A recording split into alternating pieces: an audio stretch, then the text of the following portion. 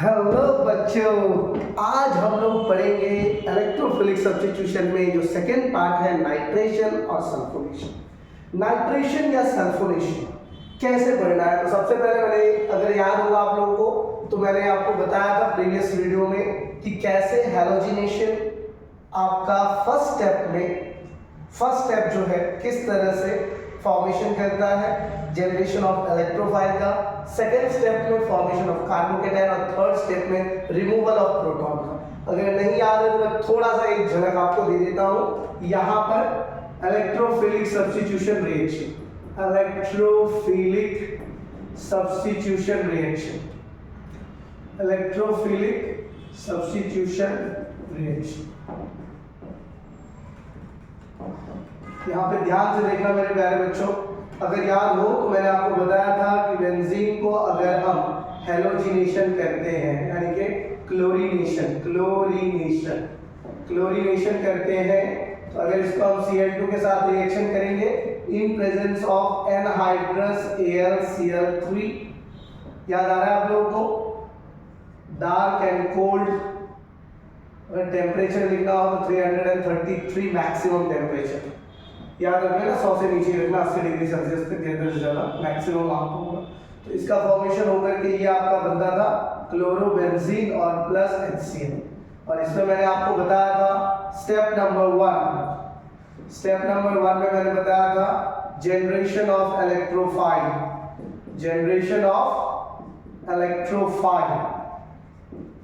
कैसे होता है जनरेशन ऑफ इलेक्ट्रोफाइल। तो मैंने आपको बताया था ये दोनों क्लोरीन आपस में एक इलेक्ट्रॉन को शेयर करके कोवेलेंट बॉन्ड बनाते हैं, और जैसे इनके सामने में ये एनहाइड्रस AlCl3 आता है, तो AlCl3 क्या है बच्चों, ये एक लुईस एसिड है, इसमें टोटल 6 ही वैलेंस इलेक्ट्रॉन अल्युमिनियम का कंप्लीट हो जाता है, ये एक इलेक्ट्रॉन डेफिशिएंट कंपाउंड है। तो ये क्लोरीन क्या करता है, अपना एक इलेक्ट्रॉन इसको शेयर करके बोलता है जा अल्युमिनियम को तू इलेक्ट्रॉन दे दे और अल्युमिनियम का ऑक्टेट कंप्लीट करा। तो ये बच्चा बन जाता है AlCl3 Cl- और Cl+। तो ये जो Cl+ है उसी को कहते हैं जनरेशन ऑफ इलेक्ट्रोफाइल। अब ये स्टेप 2 में फॉर्मेशन ऑफ कार्बोकेटायन होता है, फॉर्मेशन ऑफ कार्बोकेटायन। कैसे कार्बोकेटायन का फॉर्मेशन होगा मेरे प्यारे बच्चों, बहुत ही इजी है। इस बेंजीन के सामने में उस इलेक्ट्रोफाइल को लाएंगे, जैसे ही हम यहाँ पर Cl+ को लाएंगे तो ये क्लोरीन क्या करेगा बच्चा, इस पाई इलेक्ट्रॉन को अपनी तरफ खींचेगा, और जहां से हटेगा, आपको पता होगा बेंजीन में हर कार्बन के पास एक हाइड्रोजन है, जैसे ही ये पाई बॉन्ड इसको दिया तो भैया यहाँ पर जो हाइड्रोजन है वो इधर रहेगा, ये Cl जुड़ जाएगा, इस कार्बन के पास 3 ही बॉन्ड बचेंगे, मतलब फॉर्मेशन ऑफ कार्बोकेटायन। अब रिमूवल ऑफ प्रोटॉन तीसरे स्टेप में था, स्टेप नंबर 3 में रिमूवल ऑफ प्रोटॉन, यानी प्रोटोनेशन, रिमूवल ऑफ प्रोटॉन।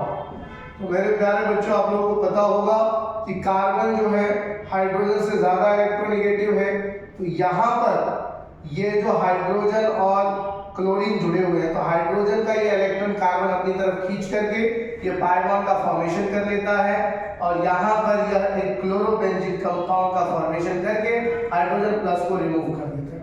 ये हाइड्रोजन प्लस को ही रिमूवल ऑफ प्रोटॉन कहते हैं।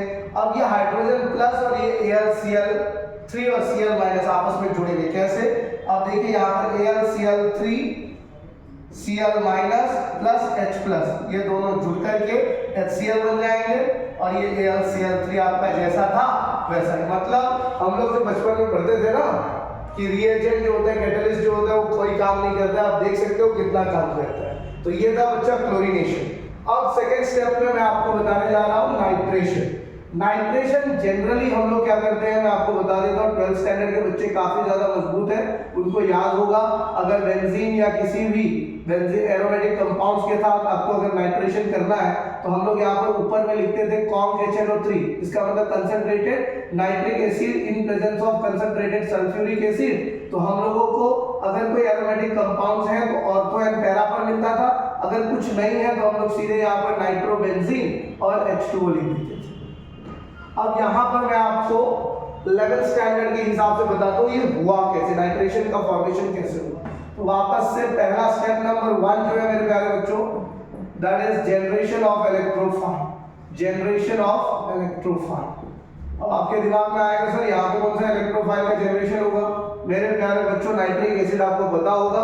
वापस से ये इंस्टेड ऑफ कॉन्क H2SO4 अगर आप यही सेम लुईस एसिड ले रहे हो मतलब HNO3 के सामने में HNO3 का स्ट्रक्चर आपको आना चाहिए।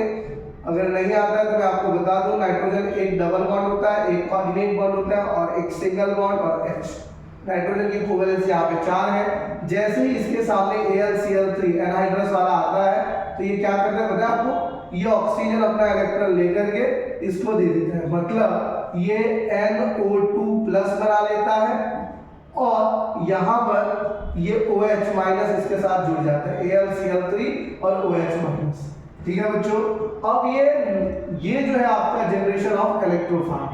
दूसरे स्टेप में जैसे कि मैंने आपको सिखाया, सेकंड स्टेप में हम लोग बोलते हैं formation of carbocation, formation of carbocation. Carbocation का फॉर्मेशन कैसे होगा, अगर हम बेंजीन ले रहे हैं प्यारे बच्चों, ये बेंजीन है, इनके सामने आपने कौन सा कंपाउंड लाया, NO2+ लाया, जो कि इलेक्ट्रोफाइल है तो ये पाई बॉन्ड अपना इसको दे देंगे और ये यहाँ पर आपको पता है NO2 इनके साथ जुड़ जाएगा, एक हाइड्रोजन है एक NO2 है, तो जहां से पाई बॉन्ड इन्होंने हटा करके दिया उस कार्बन पर एक इलेक्ट्रॉन की कमी हो जाएगी, तो इसको बोलते हैं फॉर्मेशन ऑफ कार्बोकेटायन। और तीसरे स्टेप में जैसे कि मैंने आपको बताया है रिमूवल ऑफ प्रोटॉन या प्रोटोनेशन, रिमूवल ऑफ प्रोटॉन। आपको पता होगा कि कार्बन जो है हाइड्रोजन से ज्यादा इलेक्ट्रोनेगेटिव है, तो यहाँ पर जो हाइड्रोजन और नाइट्रो ग्रुप जुड़े हुए हैं उसमें से हाइड्रोजन से अपना इलेक्ट्रॉन ये जो कार्बोकेटायन वाला कार्बन है वो ले लेगा और यहाँ पर ये प्रोटॉन को रिमूव कर देंगे और नाइट्रोबेंजीन का फॉर्मेशन कर देंगे, ये प्रोटॉन को रिमूव कर देंगे। ये जो H+ है यही है रिमूवल ऑफ प्रोटॉन। अब ये H+ उस AlCl3OH- के साथ जुड़ेगा, AlCl3OH- प्लस H+, ये दोनों H2O बनकर के बाहर, ये AlCl3 प्लस H2O। तो हम लोग कैसे लिखते हैं बच्चों, अगर याद होगा आप लोगों को, तो अगर लेवेंस्टाइन benzene plus concentrated nitric acid in presence of anhydrous AlCl3, it gives anhydrous AlCl3, it gives nitrobenzene plus water। तो मेरे प्यारे बच्चों घबराने की जरूरत नहीं है, इसका पूरा मैकेनिज्म मैंने आपको लिख दिया है। आप इजीली यही स्टेप जो है सल्फोनेशन में भी होता है, अगर आप चाहें तो स्क्रीनशॉट ले सकते हैं या नोटबुक में लिखना चाहें तो पॉज करके इसको लिख लीजिए ताकि आपको याद रहे। होप आप लोगों ने लिख लिया होगा। अब चलिए हम सल्फोनेशन भी कर लेते हैं ताकि आपको याद रहे नाइट्रेशन और सल्फोनेशन। तो चलिए बच्चों, अब मैं इलेक्ट्रोफिलिक सब्स्टिट्यूशन का ये जो हैलोजिनेशन वाला पार्ट है यहाँ पे याद रख लेना, क्लोरीनेशन में X2 = Cl2 भी हो सकता है और Br2 भी। हैलोजिनेशन में क्लोरीनेशन एंड ब्रोमिनेशन दोनों कर सकते हैं।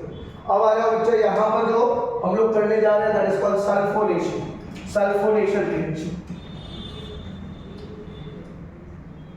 सेम टू सेम है बच्चों, कुछ घबराने की जरूरत नहीं है, एकदम इजी है।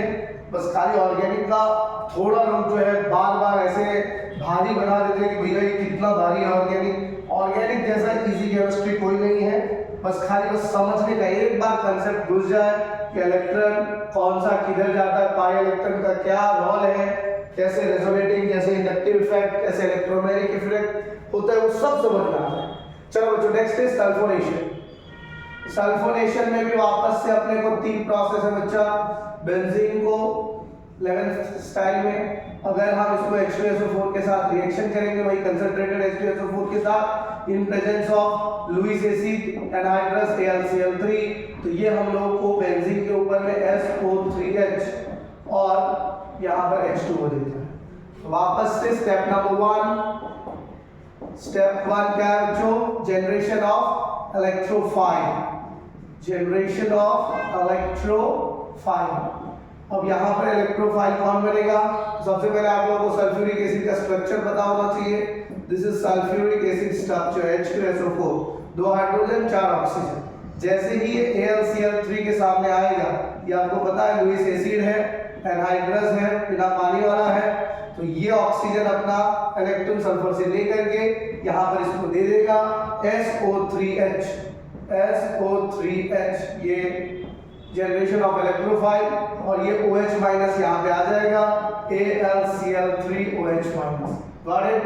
वापस से सेकंड स्टेप जो है हमारा formation of carbocation. Formation of